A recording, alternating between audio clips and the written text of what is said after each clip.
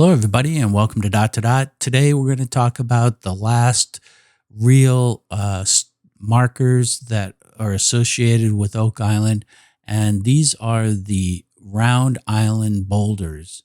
Now, these Round Island boulders, seen in this picture, are quite large, 7 to 8 feet in diameter. Who knows how high? Probably 4 to 6 feet. They're quite large. One is gray granite. The other one is white granite. And these boulders are very much in alignment with the east-west line that is an interpretation of the Rochefoucauld map, which was discovered by Olivier from Oak Island Research. It was actually the first line that he discovered in the Rochefoucauld map. And it sets up an east-west line that virtually cuts Oak Island in half. And we're going to look at the connections it has with other known real artifacts on Oak Island. Now, here's the Round Island. This is Google Earth, and you can see the two boulders, the big boulders here. And this is the east-west line. Now, I have a drone pic that's a little higher resolution that I've overlaid. And you can see that this one, it's sort of pointy, that may have been used as a north-south indicator with another little stone probably here. And that these two stones are in line with the east-west. Now, another interesting fact, if you go across to Oak Island, you notice that this line, there's a bunch of stones here that perhaps at one time may have been on dry land, but now they're being encroached by the ocean and pretty much dispersed. But there is a large bundle of rocks here that may have been a stone pile that was similar to the ones on Fred Nolan's property. Now, if we go further east and we intersect the axis of Nolan's Cross, where it intersects the axis of Nolan's Cross, we find an interesting phenomena here, in that it is the center of a circle that where this radius of this circle actually intersects each stone from Nolan's Cross, cones B, A, and C. Now, of course, if you know geometry, that anywhere along here is going to be equal distance to cone A or cone B and C. But to have cone A incorporated into this radius makes it quite interesting. Another fact about this is this intersection point. If we take a vector and we go through cone B, it ends up at the spot of the drilled rock. And a matter of fact, well, we've seen this just recently. If we go through cone C and A and through cone E and to the rose stone, they all intersect at the drilled rock. Now, the drilled rock is associated with the stone triangle. And the stone triangle was all part of a survey that was done in 1937 by Gilbert Hedden. And if we take the 1937 survey and we add those lines, there's one line in particular that went through this north rock and this on rock, and it also goes through this point here, and it ends up at that point. Now, the next association as it goes through that point is related to the Rochefoucauld map, which is the set point. And the set point is related to what we call the landing. So the landing is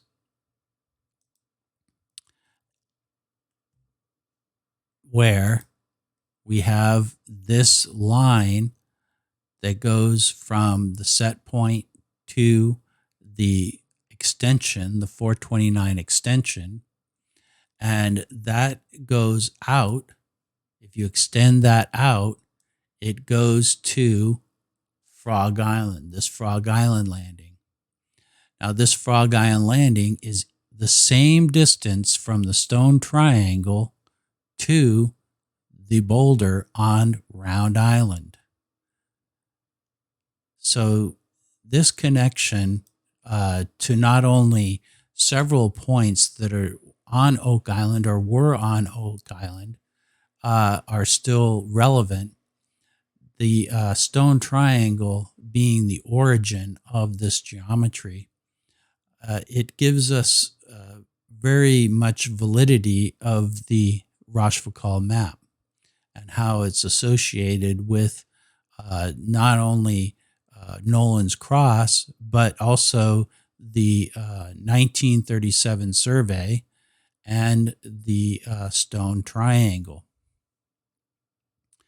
So it's very interesting. There's more that I can show you. The east-west line is also associated with the south anchor.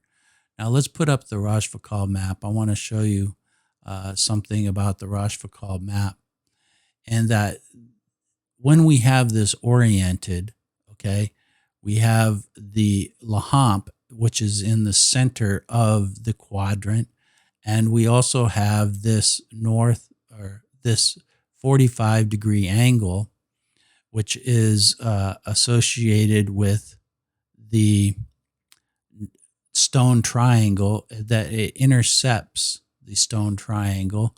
Let me put that back up here in a second. So we have,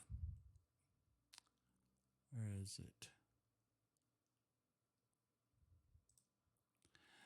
So we have the Stone Triangle here and this 45-degree angle from cone A.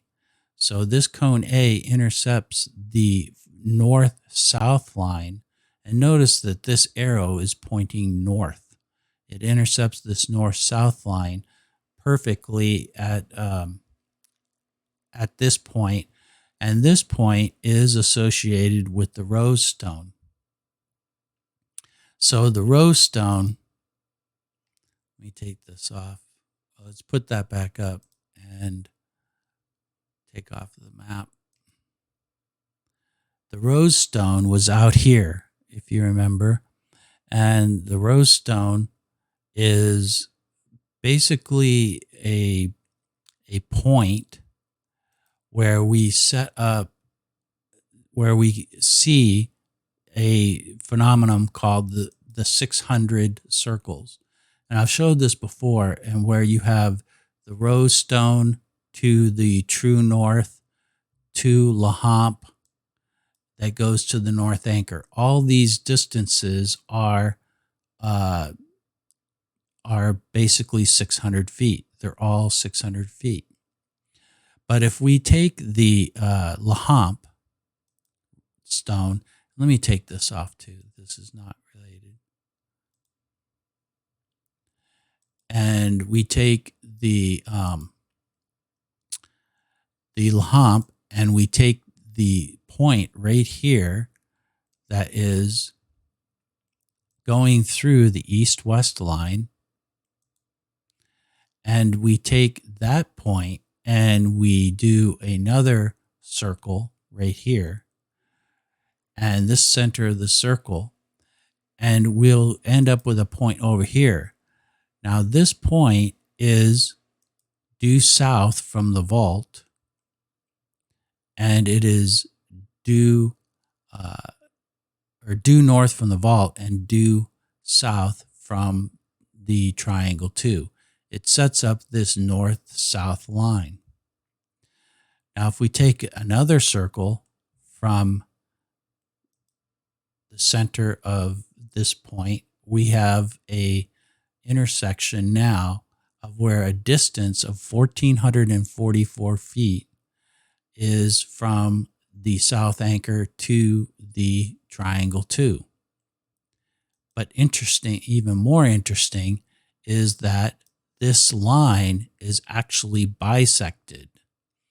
So the center of this line is actually this point on the east-west line.